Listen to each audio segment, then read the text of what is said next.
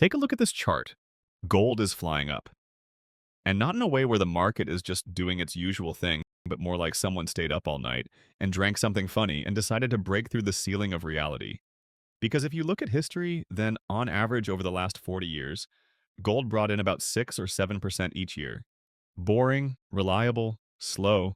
The typical thing for people who like it when nothing much happens, a gentle explosion of wealth. But over the last 5 years, the picture has changed a lot. Now gold is growing by almost 20% every year. And this is not normal anymore. This either means that the world stopped being normal, or that I really did not understand how much people like shiny pieces of metal.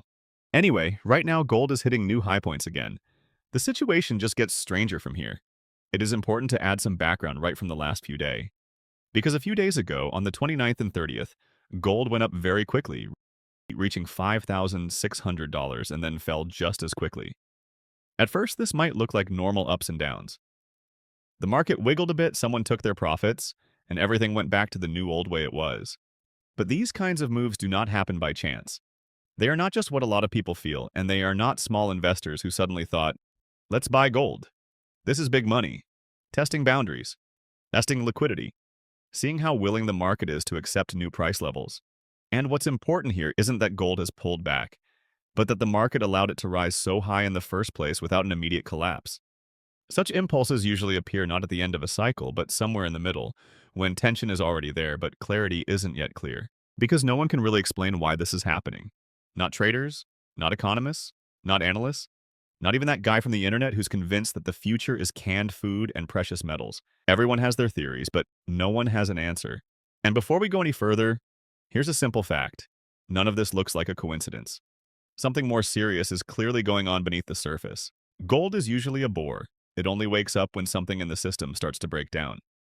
And it's clearly not sleeping now. Many people immediately say, it's all because of inflation. Yes, inflation is annoying.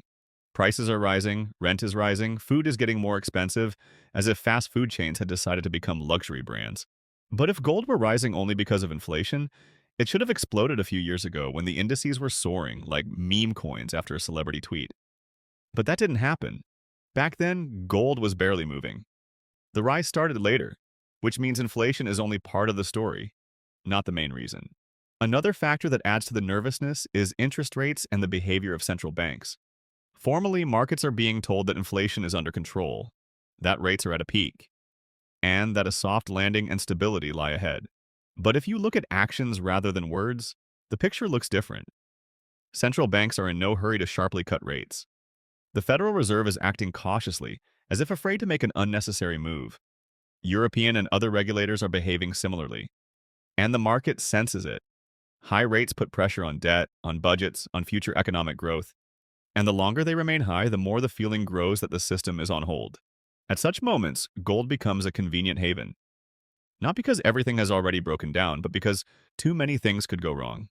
The real reason is much less obvious and much more alarming. And it's that countries around the world are beginning to cautiously lose confidence in the American dollar.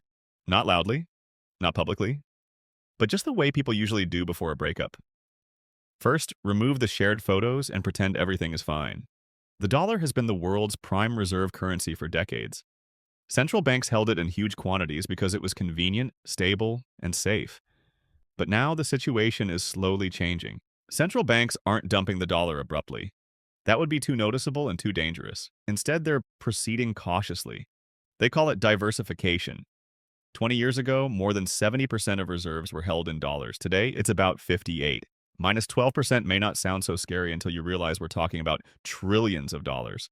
And the most interesting thing is that this money isn't going into euros or yen or pounds, it's going into gold. Gold has become insurance, a backup plan, a financial just in case. Meanwhile, the dollar isn't going anywhere. It still dominates. Stories of its imminent collapse are usually told by people who are overly emotional about silver. But there's a key shift. Trust has become conditional. It's precisely at moments like these that gold comes alive. And here's what makes the situation especially strange. The stock market is at its all-time highs. Risk assets are behaving as if the future is guaranteed. Tech companies are valued as if they've already automated everything. And at the same time, gold is also at its all-time highs. Usually the market chooses a side, either optimism or fear. But now we're seeing both signals simultaneously. Stocks are saying everything's great. Gold is saying be careful. Bonds don't understand what's going on at all. That's dissonance, a system in which the same data leads to completely different conclusions. And that's precisely why this rise in gold is important. Not because it's shiny, not because it's breaking records, but because it's being bought by those who usually act first. The world's biggest players are quietly changing their positions. No panic, no headlines. And such movements are worth watching especially closely. I'll see you in the next video.